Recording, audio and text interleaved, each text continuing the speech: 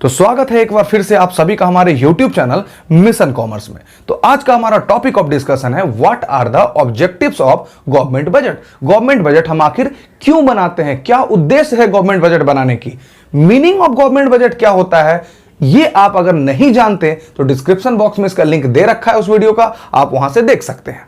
तो आइए शुरू करते हैं। अब आगे डिस्कशन कुछ भी शुरू करने से पहले मुझे एक शॉर्ट डिस्क्रिप्शन देना होगा कि गवर्नमेंट बजट होता क्या है, क्योंकि आप बहुत जल्दी चीजों को भूला करते हैं। तो आइए शुरू करते हैं। गवर्नमेंट बजट एक ऐसा एनुअल स्टेटमेंट था जहां पे कोई भी गवर्नमेंट अपने एस्टिमेटेड इनकम को और एस्टिमेटेड एक्सपेंसेस को लिखा करता था किसी भी एक पर्टिकुलर ईयर के लिए, करेक्ट। तो इसे हम क्या बोलते थे, गवर्नमेंट बजट। अब ये गवर्नमेंट बजट क्यों बनता है, ये एस्टिमेशन करके करेगा क्या आखिर गवर्नमेंट, तो उसी को हम पढ़ने वाले हैं, ऑब्जेक्टिव्स ऑफ गवर्नमेंट बजट।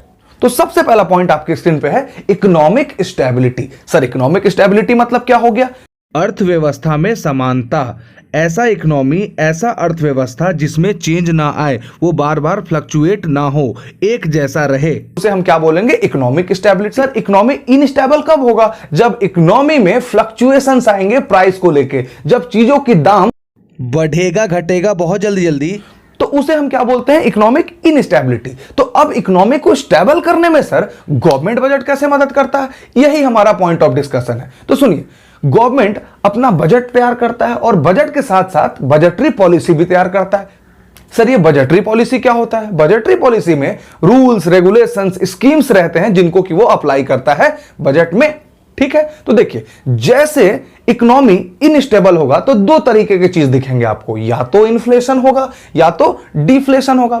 आप लोगों में से कई लोग ये जानते भी होंगे कि सर इन्फ्लेशन मतलब क्या होता है। इन्फ्लेशन मतलब जब चीजों की दाम बढ़ जाती है। सर चीजों की दाम कब बढ़ती है, जब लोगों की डिमांड भी बढ़ जाती है और सप्लाई कम होती है। सर डिफ्लेशन क्या होता है, डिफ्लेशन मतलब जब चीजों की दाम घट जाती है। सर चीजों की दाम कब घटती है, जब लोगों की सप्लाई ज्यादा होती है और डिमांड कम होती है। तो ऐसे इन्फ्लेशन और डिफ्लेशन होता है। इन्हीं दोनों कारण में प्राइस में फ्लक्चुएशन आएगा। तो सर गवर्नमेंट बजट कैसे मदद करता है, सुनिए मेरी बातों को। गवर्नमेंट बजट और गवर्नमेंट पॉलिसी कुछ ऐसे रूल्स एंड रेगुलेशंस लाते हैं, कुछ ऐसे स्कीम्स लाते हैं कि इन सिचुएशन को स्टेबल कर दिया जाए। कैसे, सपोज करिए कि इकोनॉमी में इन्फ्लेशन हो गया, मतलब कि प्राइस हाई हो गया। तो जैसे इकोनॉमी प्राइस हो गया मतलब इनस्टेबल हो गया। अब इसको स्टेबल कैसे करेगा गवर्नमेंट पॉलिसी, देखिए इकोनॉमी इन्फ्लेटेड है मतलब कि एग्रीगेट डिमांड ज्यादा है और एग्रीगेट सप्लाई कम है। एग्रीगेट डिमांड ज्यादा, एग्रीगेट सप्लाई कम। लोगों के पास पैसा ज्यादा है कि नहीं, ये बताइए आप मुझे। हाँ, लोगों के पास पैसे ज्यादा हैं, इसीलिए वो डिमांड ज्यादा करते हैं और आपका डिमांड बढ़ा हुआ है। तो गवर्नमेंट अपने इकोनॉमिक पॉलिसी में एक ऐसा स्कीम लाता है जिससे कि सिचुएशन को सॉल्व कर दिया जाए। कैसे, सुनिए। गवर्नमेंट पब्लिक पे एक्सपेंडिचर को कम कर देता है।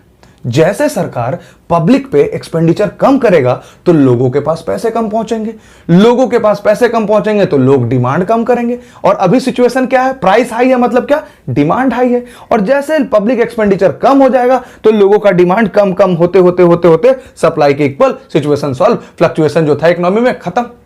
सर और क्या कर सकता है, सरकार चाहेगा तो अपने अपने बजटरी पॉलिसी में हाई रेट टैक्स पॉलिसी ले आएगा। Sir high rate tax policy में क्या होगा, टैक्स ज्यादा बढ़ जाएगा मतलब लोगों के इनकम का कुछ हिस्सा सरकार रख लेगा। जैसे लोगों का इनकम के ज्यादा हिस्सा अगर सरकार ले लिया टैक्स से तो लोग अपना डिमांड कम कर देंगे, और अभी डिमांड क्या है, हाई है, तो ये भी सिचुएशन सॉल्व हो जाएगा। तो इसी तरह गवर्नमेंट बजट के हेल्प से, बजटरी पॉलिसी के हेल्प से सिचुएशन को, इन्फ्लेशन को कंट्रोल करता है और इकोनॉमी को स्टेबल बनाता है। इसके दूसरे सिचुएशन को भी देख लेते हैं। सर दूसरा सिचुएशन डिफ्लेशन। डिफ्लेशन मतलब चीजों का दाम कम। सर चीजों का दाम कम कब होगा, जब सप्लाई ज्यादा होगा और डिमांड कम होगा। इस बार सप्लाई ज्यादा है, ध्यान रहे, एग्रीगेट सप्लाई जब ज्यादा होगा और डिमांड कब होगा, मतलब कि अभी लोगों के पास पैसे ही नहीं है जिससे कि वो डिमांड कर सके। तो गवर्नमेंट यहां पे अपने बजटरी पॉलिसी में ऐसा स्कीम लाएगा जिससे कि लोगों के पास पैसे आ जाए।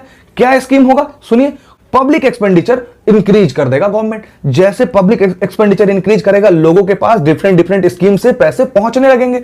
पैसे पहुंचने लगेंगे तो लोग डिमांड ज्यादा कर देंगे। अभी क्या था, डिफ्लेशन में सप्लाई ज्यादा था और डिमांड कम था। जैसे पब्लिक एक्सपेंडिचर बढ़ेगा, ये डिमांड भी बढ़ते बढ़ते बढ़ते सप्लाई के इक्वल, सिचुएशन सॉल्व। सर और क्या कर सकता है, जैसे इन्फ्लेशन में टैक्स रेट हाई हो गया था, यहां पर टैक्स रेट को लो कर दिया जाएगा। टैक्स रेट को लो कर दिया जाएगा तो लोगों के पास पैसे ज्यादा टिकेंगे, पैसे ज्यादा टिकेंगे तो वो डिमांड बढ़ाएंगे। और डिफ्लेशन सिचुएशन में क्या था कि सप्लाई ज्यादा था, डिमांड कम था, तो ये भी सिचुएशन सॉल्व हो गया। तो ये जो पैसा बढ़ाना, टैक्स पब्लिक एक्सपेंडिचर घटाना, टैक्स बढ़ाना, टैक्स घटाना, फिर पब्लिक एक्सपेंडिचर बढ़ाना, ये गवर्नमेंट कहां करता होगा? तो ये गवर्नमेंट अपने बजट में करता होगा, बजटरी पॉलिसी में करता होगा। तो इसी के लिए हम बोलते हैं economic stability is one of the important objective of government budget. तो दूसरा हमारा इंपॉर्टेंट गवर्नमेंट ऑब्जेक्टिव है जिसका नाम है इकोनॉमिक ग्रोथ। सर, इकोनॉमी में ग्रोथ कब होगा? किसी भी देश के इकोनॉमी में ग्रोथ तब होगा जब उस देश का जीडीपी बढ़ेगा। सर, जीडीपी मतलब क्या होता है? Gross domestic product. जीडीपी मतलब ये तो इसका फुल फॉर्म हो गया। इसका मतलब क्या होता है? Market value of all the goods and services produced during the year. जितने भी गुड्स एंड सर्विसेज किसी एक साल में किसी एक कंट्री में प्रोड्यूस होते हैं, उनका मार्केट वैल्यू को हम क्या बोलते हैं? जीडीपी। मेरे प्यारे बच्चों, जीडीपी का ही गेम है जिससे कि कोई भी कंट्री डेवलप्ड और डेवलपिंग है। जिस कंट्री का जीडीपी जितना हाई है वो कंपनी उतना ज्यादा डेवलप्ड है। समझ गए मेरी बातों को? तो अब चर्चा की विषय यह है कि गवर्नमेंट बजट इकोनॉमिक के ग्रोथ को मतलब जीडीपी को बढ़ाने में कैसे मदद कर रहा है। तो जब आप सुनिए, इसका इकोनॉमी का ग्रोथ करना है मतलब कि जीडीपी को इंक्रीज करना है। जीडीपी को इंक्रीज कैसे करेंगे? मतलब कि production of goods and services कैसे बढ़ेंगे? जब ज्यादा से ज्यादा प्रोडक्शन हो आपके कंट्री में। तो देखिए, गवर्नमेंट अपने बजट में या फिर बजटरी पॉलिसी में कुछ ऐसा स्कीम्स लाएगा कि जितने भी प्रोडक्शन हाउस हैं कंट्री में उनको फायदा हो। कैसे? जो भी प्रोडक्शन हाउस है उनको टैक्स कंसेशन देगा, सब्सिडी प्रोवाइड करेगा कि आप ज्यादा से ज्यादा प्रोडक्शन करिए, आपका टैक्स माफ है, आपको कम से कम टैक्स देना है। तो इससे जितने भी प्रोडक्शन हाउस होंगे वो इंकरेजमेंट फील करेंगे और ज्यादा से ज्यादा गुड्स बनाएंगे क्योंकि उनको प्रॉफिट ज्यादा मिलेगा और टैक्स कम देना हो रहा है। तो ये देखिए, ये एक तरीका हुआ कि नहीं, जिससे कि गवर्नमेंट अपने प्रोडक्शन को इंक्रीज कर दे रहा है। क्या किया? तो सर, गवर्नमेंट जो है प्रोडक्शन हाउस को टैक्स कंसेशन और टैक्स बेनिफिट सब्सिडी दिया। तो ये कहां पे दिया? तो सर, ये गवर्नमेंट बजट में दिया। तो इसलिए तो हम बोलते हैं कि गवर्नमेंट बजट हेल्प करता है इकोनॉमी के ग्रोथ को बढ़ाने में, मतलब कि जीडीपी को इंक्रीज करने में। Very good sir. और क्या करेगा? अब देखिए, जितने भी प्रोडक्शन हाउस हैं, सारे प्रोडक्शन हाउसेस को कुछ ना कुछ इक्विपमेंट्स, मशीन्स डिफरेंट चाहिए होते हैं अपने प्रोडक्शन को बढ़ाने के लिए, और जो कि काफी महंगे होते हैं। तो गवर्नमेंट क्या करता है? इन सारे इक्विपमेंट, मशीन्स, टूल्स पे उन्हें सब्सिडी देता है, कम से कम दाम में हेवी डिस्काउंट देता है, रिबेट देता है कि जाइए आप लेके जाइए, बस प्रोडक्शन बढ़ाइए, 500 करोड़ का चीज है ना, आप 1 करोड़ दीजिए, जाइए। ये कहां पे दे रहा है मेरे प्यारे बच्चों? ये अपने बजट में स्कीम निकाल रहा है कि इस फाइनेंशियल ईयर में जितने भी एग्रीकल्चर प्रोडक्ट है, जितने भी एग्रीकल्चर ट्रैक्टर्स हैं, थ्रेशर्स हैं, उनको किसानों को कम से कम रेट में दिया जाएगा। ये कहां पे अनाउंस होता है मेरे प्यारे बच्चों? तो ये अनाउंस होता है गवर्नमेंट बजट में। तो इसी तरह गवर्नमेंट बजट हेल्प करता है इकोनॉमी को ग्रो करने में, जीडीपी को बढ़ाने में। तो तीसरा important objective of government budget है जिसका नाम है रीएलोकेशन ऑफ रिसोर्सेस, संसाधन को दोबारा से बांटना। सर, मुझे तो यही नहीं पता कि रिसोर्सेस मतलब क्या होता है। तो सीखिए, गवर्नमेंट बजट मतलब estimation of income and expenses, और इनकम और एक्सपेंसेस दोनों किससे डायरेक्टली रिलेटेड है? मनी से। तो इस टॉपिक को समझने के लिए आप रिसोर्सेस का मतलब क्या समझेंगे? मनी। पैसों को दोबारा से बांटने में गवर्नमेंट बजट कैसे मदद करेगा? तो देखिए, सरकार की, किसी भी सरकार, 2 इंपॉर्टेंट मोटिव होती है। या तो वो तेज प्रॉफिट कमाए, प्रॉफिट मैक्सिमाइजेशन, या तो वो समाज का मैक्सिमम भलाई करे, मतलब सोशल वेलफेयर मोटिव। अब इन दोनों मोटिव को बैलेंस करना है और इन दोनों मोटिव में कुछ ना कुछ रिसोर्सेस होंगे। अब इस रिसोर्सेस में इसकी टोपी उसके सर, जहां पे रिसोर्सेस ज्यादा है वहां से लेके जहां रिसोर्सेस कम है वहां पहुंचा देना है। तो देखिए, 2 स्कीम गवर्नमेंट लगाता है। तो पहला स्कीम क्या है? Tax concession and subsidy. तो देखिए, इसमें क्या करता है गवर्नमेंट?